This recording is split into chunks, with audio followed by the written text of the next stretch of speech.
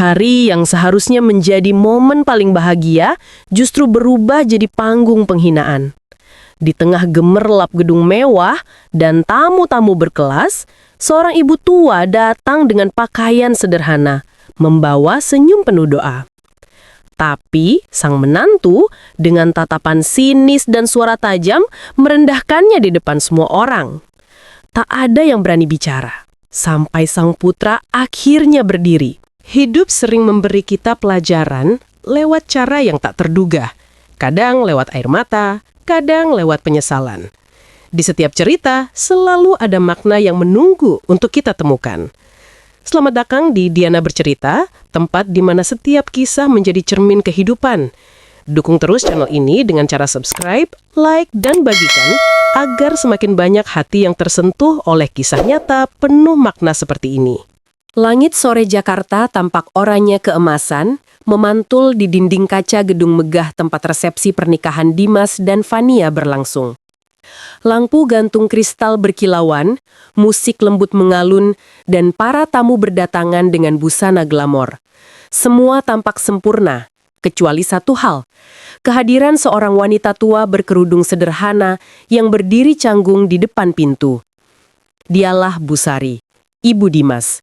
Seorang penjahit kecil di pinggiran kota yang telah membesarkan Dimas sendirian sejak suaminya meninggal 10 tahun lalu. Tangannya yang kasar karena jarum dan benang kini menggenggam amplop kecil, bukan kado mahal, tapi hasil tabungan dari menjahit baju tetangga untuk diselipkan di saku jas anaknya. Namun ketika ia melangkah masuk, senyum tamu mulai menipis. Beberapa berbisik pelan, memperhatikan bajunya yang lusuh dan sandal sederhana yang tak cocok dengan lantai marmer mengkilap. Fania, sang pengantin wanita, memicingkan mata begitu melihatnya. Ia mendekat dengan langkah elegan, gaun putihnya berkilau di bawah lampu. Bibirnya tersenyum, tapi matanya menusuk. "Bu, datang juga?" "Iya nak, maaf ya ibu telat, tadi macet, ibu bawa sedikit," jawab Busari sambil menyodorkan amplop kecil. Fania menatap amplop itu lalu tertawa kecil. Bukan tawa bahagia, tapi tawa merendahkan. "Amplop? Bu, tamu di sini kasih kado semua loh, bukan amplop begini. Lagi pula, ibu kan nggak perlu repot, kami sudah cukup kok." Beberapa tamu terdekat ikut tersenyum sinis.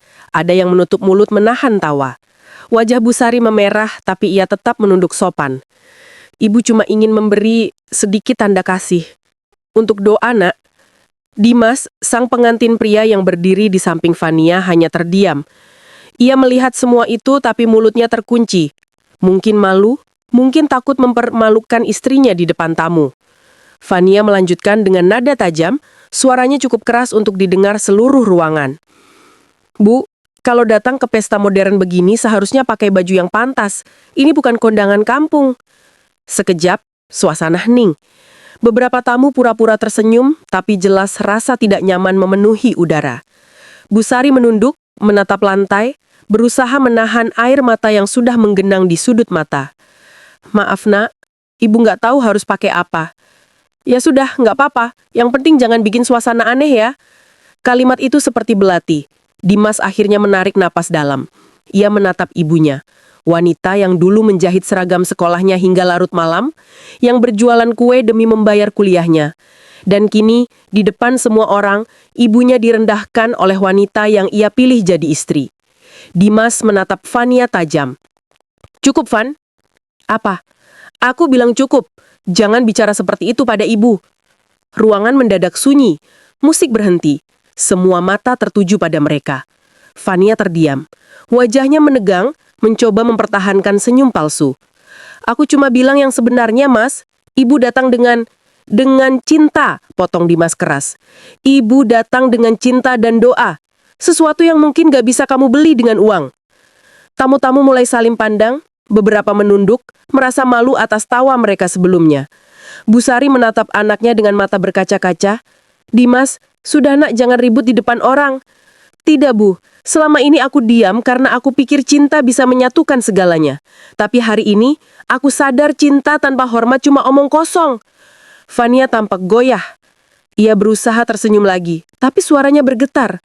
"Kamu mau mempermalukan aku di hari pernikahan kita?" Tidak, jawab Dimas pelan. Aku hanya ingin menegakkan martabat seorang ibu.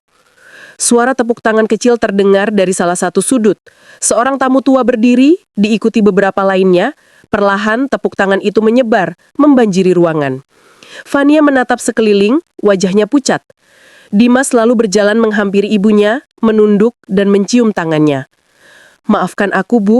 Aku bodoh. Terlalu sibuk mengejar dunia sampai lupa siapa yang membuat aku bisa berdiri di sini. Air mata Bu Sari menetes, ia memeluk anaknya erat, sementara tamu-tamu mulai menitikkan air mata haru. Fania hanya bisa menatap dari pelaminan, diam dan menyesal. Untuk pertama kalinya, kemewahan yang ia banggakan terasa hampa. Dan malam itu, pesta megah yang dirancang untuk pamer kekayaan berubah menjadi pelajaran tentang harga diri dan kasih seorang ibu. Seminggu berlalu sejak hari pernikahan itu. Tapi, kejadian di pelaminan masih jadi bahan pembicaraan. Video dari tamu yang merekam momen Dimas membela ibunya bahkan beredar di media sosial.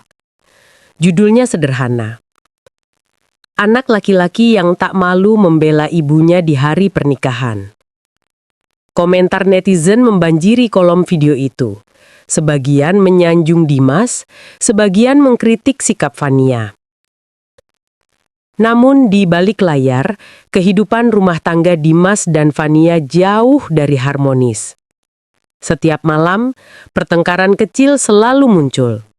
Bukan karena cinta yang hilang, tapi karena harga diri yang retak. "Kamu puas, Mas? Sekarang semua orang ngomongin aku," bentak Fania suatu malam. "Aku nggak minta mereka ngomongin kamu. Aku cuma minta kamu hormati ibuku. Tapi caramu mempermalukan aku di depan tamu itu keterlaluan. Kamu yang mulai duluan, Van. Kamu hina ibu di depan semua orang." Fania membanting tasnya ke sofa. Ia menatap Dimas dengan mata tajam tapi penuh air mata. "Aku cuma malu, Mas. Malu lihat ibu kamu datang pakai baju seperti itu di pesta sebesar itu. Aku cuma ingin terlihat baik di depan keluarga dan teman-temanku." Dimas menatapnya lama. "Kamu tahu apa yang lebih memalukan dari baju lusuh, Van? Hati yang sombong." Fania terdiam. Tapi bukannya menyesal, ia malah berbalik menuju kamar menutup pintu keras-keras. Hari-hari berikutnya, Fania sibuk dengan pekerjaannya sebagai desainer butik ternama. Ia bergaul dengan kalangan atas, menghadiri pesta, berfoto glamor. Tapi dalam setiap tawa palsu, ada rasa bersalah yang terus menghantui. Ia sering teringat wajah Bu Sari yang menunduk di pelaminan. Mata yang lembut, tapi penuh luka. Suatu malam, Dimas menerima kabar dari tetangga. Bu Sari jatuh sakit. Tanpa pikir panjang, Dimas bergegas ke rumah ibunya di kawasan Cipinang, meninggalkan kantor dan semua rapat penting. Rumah sederhana itu tampak redup, hanya lampu kecil yang menyala. Di atas ranjang, Bu Sari terbaring lemah, batuknya tak berhenti. "Bu, kenapa nggak bilang? Kenapa ibu sembunyikan sakit ini?" "Ah, cuma masuk angin, Nak. Ibu nggak mau ganggu kamu." Dimas menggenggam tangan ibunya yang dingin. "Aku janji, Bu. Aku akan lebih sering datang. Aku nggak mau ibu sendirian lagi." Saat itu, Fania hanya bisa melihat dari pintu. Ia ikut datang, tapi hatinya penuh kecanggungan. Bu Sari tersenyum lemah begitu melihatnya. "Fania, terima kasih sudah datang, Nak."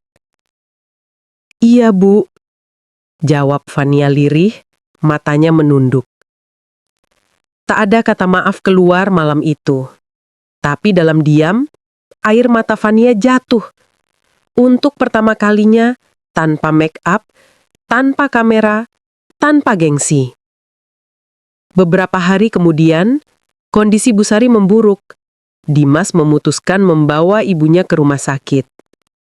Setiap hari, ia bergantian menjaga, menolak semua tawaran pekerjaan demi bisa berada di sisi wanita yang telah mengorbankan segalanya untuknya. Fania sempat datang sekali, membawa bunga dan buah. Tapi tatapan matanya kosong.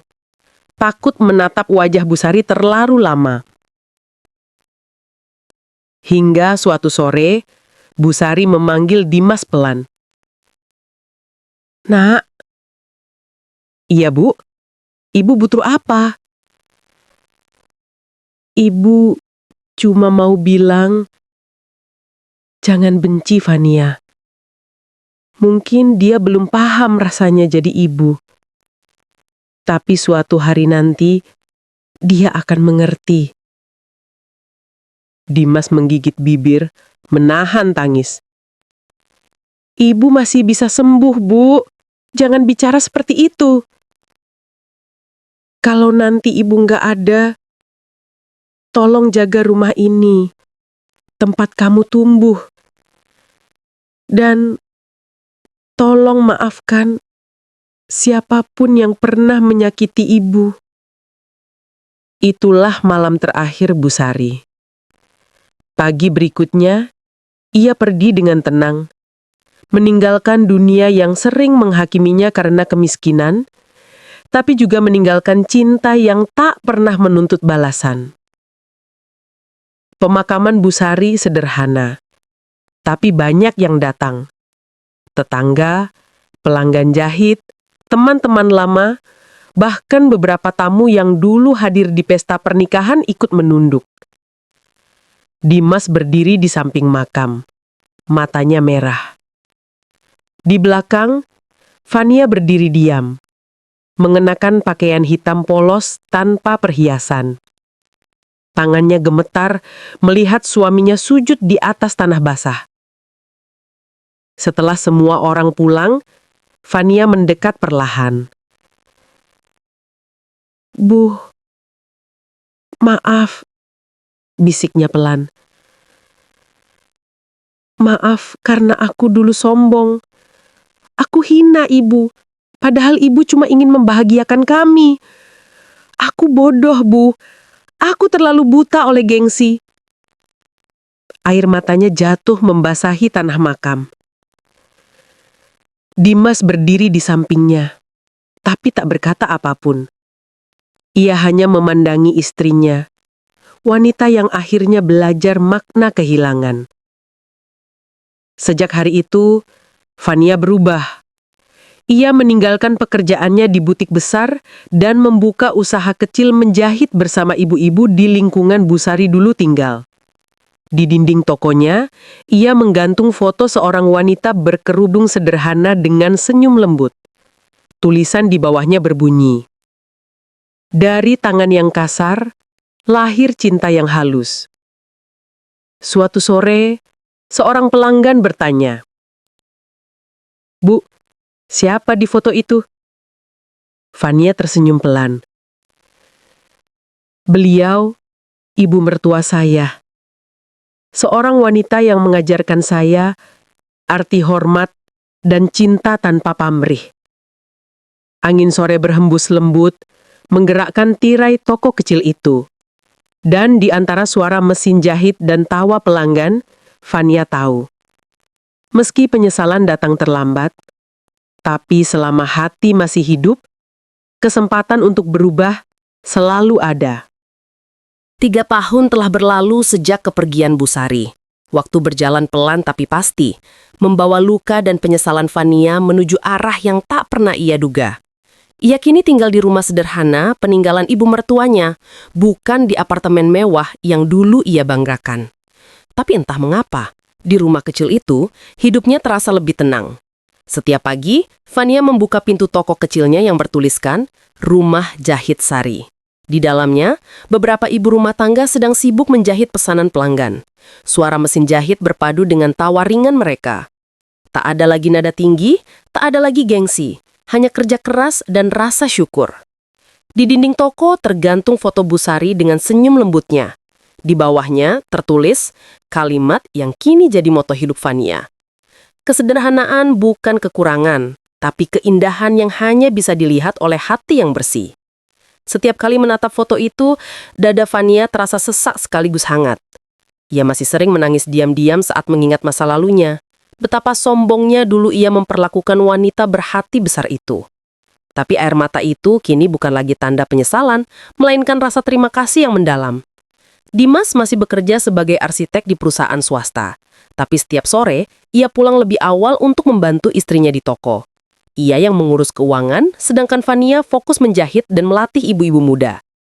Kita bukan cuma jual baju, Van, tapi kita jual harapan.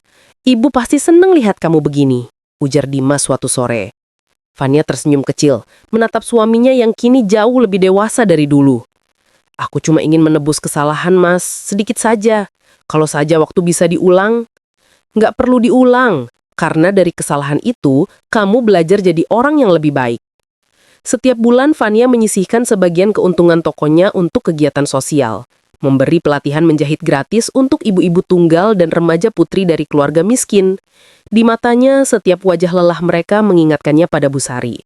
Suatu hari, seorang gadis muda datang ke tokonya. Namanya Lani, anak yatim berusia 17 tahun yang ingin belajar menjahit agar bisa membantu ibunya berdagang. Fania menyambutnya dengan hangat. Kamu mau belajar di sini? Iya, Bu, saya pengen bantu ibu saya. Beliau sering dijahatin tetangga karena miskin. Fania terdiam. Kalimat itu seperti mengguncangkan hatinya. Ia melihat mantulan dirinya di masa lalu, seorang yang dulu menilai orang dari pakaian, bukan dari perjuangan. Kamu datang ke tempat yang tepat, Nak. Di sini, kita nggak lihat siapa kamu, tapi seberapa besar keinginanmu untuk berubah. Beberapa bulan kemudian, toko itu berkembang pesat. Banyak pelanggan yang datang bukan hanya karena jahitannya bagus, tapi karena kisah di baliknya. Mereka sering berkata, kalau kesini rasanya adem, Bu, kayak dijahit sama orang yang tulus. Setiap kali mendengar itu, Fania hanya menunduk sambil tersenyum. Ia tahu itu bukan karena dirinya, tapi karena doa seorang ibu yang dulu selalu tulus mendoakannya, meski sempat disakiti. Suatu sore menjelang maghrib, Fania duduk di beranda rumah sambil memandangi langit jingga. Ia memegang buku catatan lama milik Bu Sari yang ditemukan di lemari tua. Di dalamnya tertulis kalimat sederhana. Ibu tidak punya banyak harta untuk diwariskan. Tapi kalau suatu hari Dimas punya istri, semoga dia belajar mencintai bukan karena tampilan, tapi karena hati. Fania menutup buku itu sambil menangis. Tangannya bergetar, tapi bibirnya berdoa lirih. Bu, aku janji, aku akan terus menyebarkan kebaikan ibu. Aku akan buat orang lain belajar dari kesalahanku. Sejak hari itu, Rumah Jahit Sari bukan hanya tempat kerja, tapi tempat belajar bagi banyak perempuan.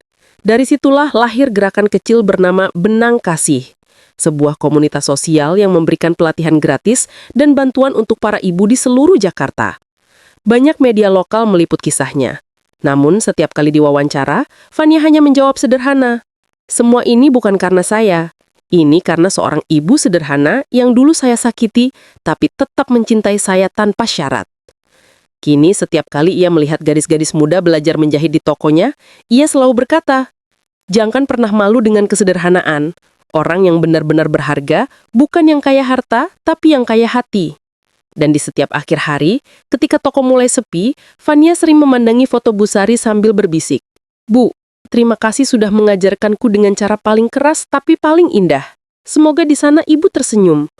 Angin sore meniup tirai perlahan, membawa aroma bunga melati yang tumbuh di halaman kecil toko itu. Bunga yang dulu ditanam Bu Sari sendiri. Fania menatapnya, tersenyum, lalu menutup pintu tokonya dengan hati yang damai. Karena ia tahu, penyesalan memang tidak bisa mengubah masa lalu. Tapi dari penyesalan yang tulus, seseorang bisa menulis masa depan yang jauh lebih indah. Pagi itu, langit Jakarta terlihat cerah. Di halaman kecil Rumah Jahit Sari, deretan kursi plastik sudah disusun rapi. Spanduk besar bertuliskan pelatihan jahit gratis untuk ibu dan anak perempuan, komunitas Benang Kasih, terpasang di pagar. Fania berdiri di depan pintu toko dengan senyum hangat, mengenakan kebaya sederhana warna krem dan kerudung pastel. Di tangannya, ia menggenggam buku catatan lama milik Bu Sari, benda yang kini selalu ia bawa setiap kali mengajar. Di dalam ruangan, puluhan peserta sudah duduk menunggu. Ada ibu rumah tangga, janda muda, bahkan remaja yang putus sekolah. Wajah-wajah mereka lelah, tapi penuh harapan. Fania menatap mereka satu persatu lalu mulai berbicara dengan suara tegas namun lembut. Dulu, saya pernah menghina seorang wanita sederhana. Saya pikir kebahagiaan cuma bisa dibeli dengan uang dan penampilan. Tapi wanita itu justru yang mengajarkan saya arti cinta dan kekuatan sebenarnya. Wanita itu adalah ibu mertua saya. Ruangan mendadak hening. Semua mata tertuju padanya.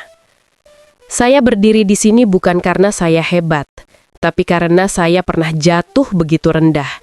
Dan ketika saya kehilangan semuanya, hanya ketulusan seorang ibu yang menyelamatkan saya dari kesombongan diri. Kalimat itu menggema pelan, membuat beberapa peserta menunduk sambil mengusap mata. Sejak hari itu, benang kasih bukan lagi sekadar pelatihan menjahit. Ia berubah menjadi gerakan yang menyentuh hati banyak orang. Media lokal meliput, lalu berita itu menyebar di media sosial. Judulnya sederhana tapi kuat. Dari penghinaan di pelaminan, lahir gerakan kebaikan. Fania tak pernah menyangka kisah hidupnya yang kelam bisa menjadi inspirasi. Setiap minggu, ia menerima undangan untuk berbicara di seminar, sekolah, bahkan acara televisi.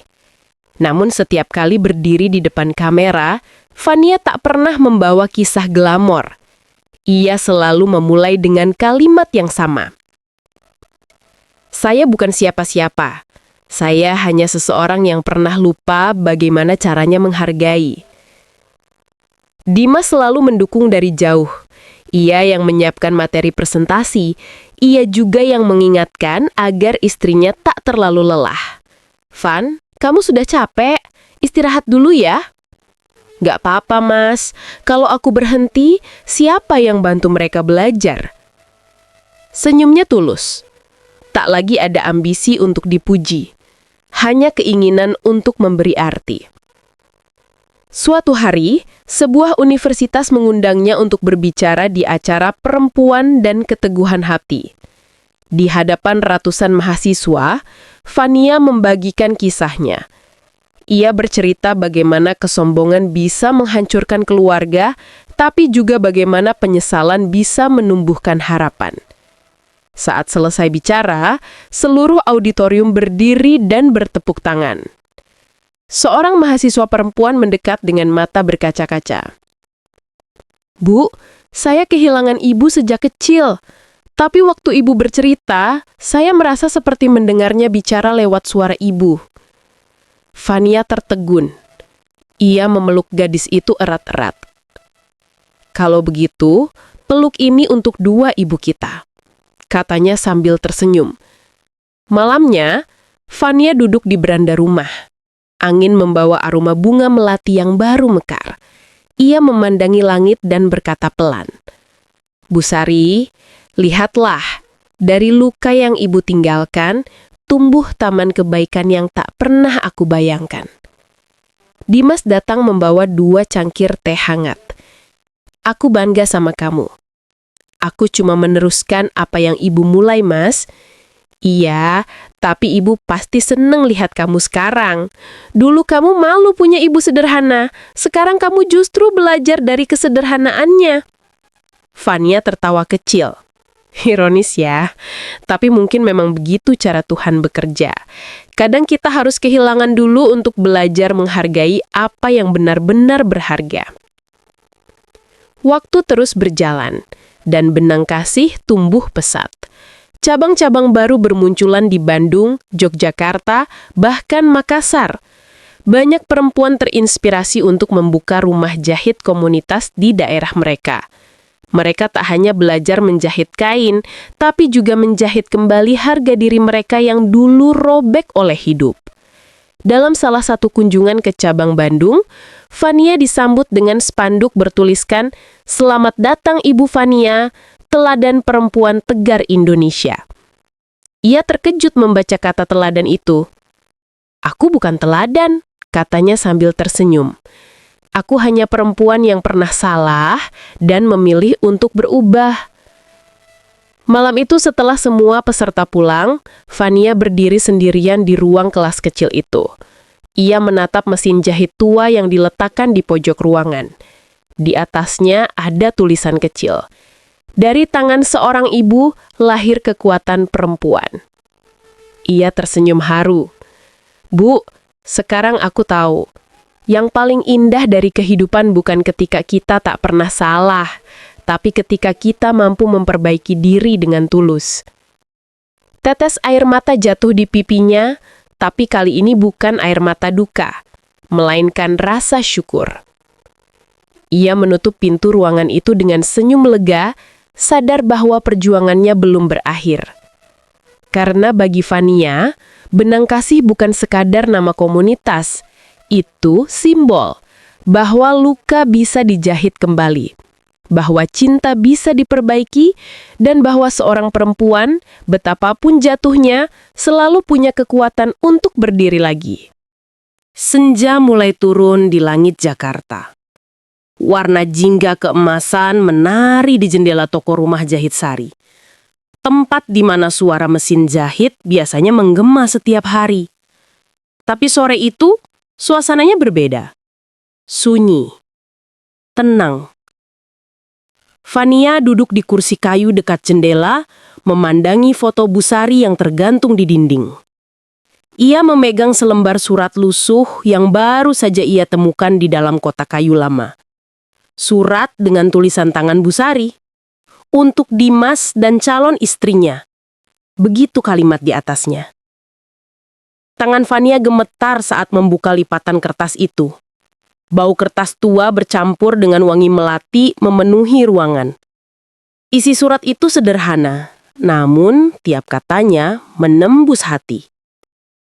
Ibu tahu, nanti kalau Dimas menikah, mungkin istrinya tidak langsung menyukai ibu.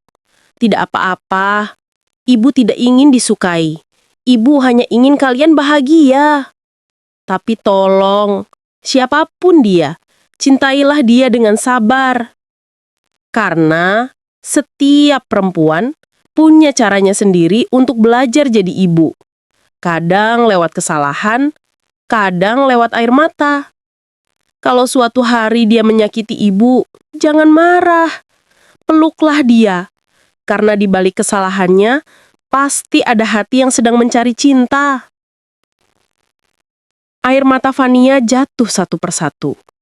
Ia menutup mulut menahan isak yang akhirnya pecah juga. Bu, kenapa ibu bisa sebaik itu? Aku yang menghina, tapi ibu yang mendoakan. Aku yang melukai, tapi ibu yang memeluk. Ia menatap langit senja yang berwarna oranye, seolah sedang berbicara langsung dengan wanita itu di sana. Dimas datang menghampiri, duduk di sebelahnya. Aku nemu surat ini di lemari lama. Kayaknya memang ditulis buat kita, Van. Fania menyerahkan surat itu pada Dimas. Mereka membacanya bersama-sama, lalu diam lama. Tak ada kata yang cukup untuk menggambarkan betapa dalamnya kasih seorang ibu. Hari berganti. Tapi surat itu terus mereka simpan di bingkai kaca, dipajang di dinding toko, berdampingan dengan foto Bu Sari. Banyak pelanggan yang memperhatikannya, membaca tulisan itu, lalu meneteskan air mata tanpa sadar. Sampai akhirnya, suatu hari, surat itu difoto oleh salah satu pengunjung dan diunggah ke media sosial. Dalam hitungan hari, unggahan itu viral. Judulnya, Surat dari Ibu Mertua yang Tak Pernah Dimengerti, tapi tak pernah berhenti mencintai. Komentar datang dari ribuan orang. Ada yang menulis, "Aku dulu juga seperti Fania." Ada yang berkata, "Andai aku bisa minta maaf pada ibu mertuaku sebelum dia pergi."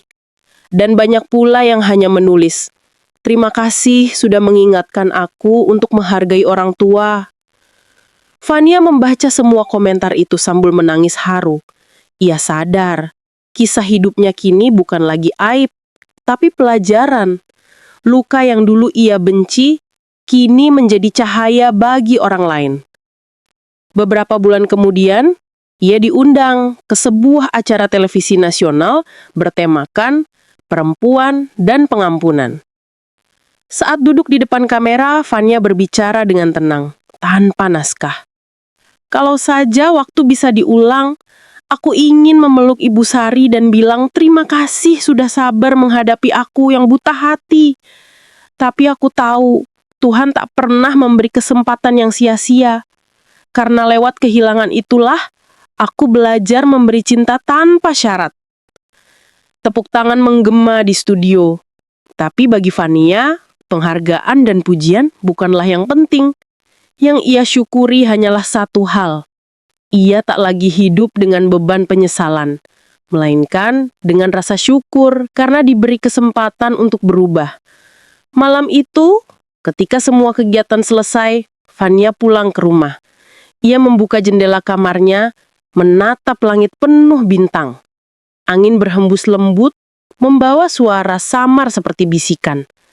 Terima kasih, Nak. Fania menatap ke arah langit, tersenyum sambil menitikkan air mata.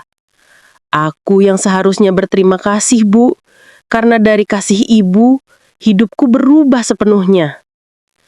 Beberapa tahun kemudian, Benang Kasih telah memiliki puluhan cabang di seluruh Indonesia.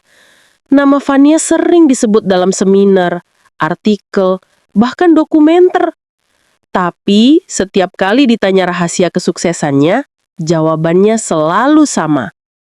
Ini semua bukan karena saya, tapi karena doa seorang ibu yang dulu tidak saya hargai. Suatu pagi, Fania duduk di teras toko, mengajar anak-anak kecil menjahit. Di antara mereka, ada seorang bocah perempuan kecil yang bertanya polos, "Bu, kenapa toko ini namanya Rumah Jahit Sari?" Fania tersenyum. Karena dari tangan Ibu Sarilah semua ini dimulai, Nak. Beliaulah yang mengajarkan kalau setiap benang bisa menyatukan yang robek, asalkan dijahit dengan cinta. Anak kecil itu mengangguk polos. Berarti Bu Sari orang baik ya? Iya, jawab Fania sambil tersenyum lembut. Orang paling baik yang pernah aku kenal. Angin kembali berhembus lembut, menggoyangkan tirai dan foto Bu Sari yang tergantung di dinding. Cahaya pagi memantul di bingkai kaca, seolah senyum wanita itu hidup kembali, menyapa dengan hangat dari alam lain. Fania menatap foto itu lama sekali, lalu menutup matanya, berbisik pelan. Tenanglah di sana, Bu. Doa Ibu sudah tersampaikan. Dan aku akan terus melanjutkan cinta ini sampai akhir hayatku. Di luar, langit biru terbentang luas. Burung-burung berterbangan di atas atap Rumah Jahit Sari. Dan di sanalah kisah tentang seorang menantu sombong dan ibu sederhana menemukan akhirnya. Bukan dengan dendam, tapi dengan pengampunan. Karena cinta seorang ibu selalu menemukan jalan untuk kembali, bahkan setelah ia tiada. Dalam hidup, kadang kita harus jatuh dulu agar tahu arti berdiri. Kita harus kehilangan dulu agar belajar menghargai. Dan kita harus tersakiti agar memahami makna cinta yang sesungguhnya. Setiap orang punya kisah, setiap luka punya arti, dan setiap penyesalan selalu membawa peluang untuk berubah. Seperti Fania, yang akhirnya menemukan cahaya dari kegelapan yang pernah ia buat sendiri. Dan seperti Bu Sari, yang membuktikan bahwa cinta seorang ibu tak pernah mati. Ia hanya berpindah bentuk menjadi doa, menjadi pengampunan, menjadi kekuatan untuk mereka yang ditinggalkan. Terima kasih sudah menonton kisah ini di Diana Bercerita. Semoga kisah ini menyentuh hati dan mengingatkan kita semua untuk lebih menghargai orang-orang yang mencintai kita dalam diam. Jika kisah ini memberi makna untukmu, jangan lupa untuk like, share, dan subscribe ya, agar semakin banyak hati yang tersentuh dan semakin banyak pelajaran hidup yang bisa kita bagikan bersama. Sampai jumpa di kisah selanjutnya. Diana bercerita, karena setiap kisah selalu punya makna.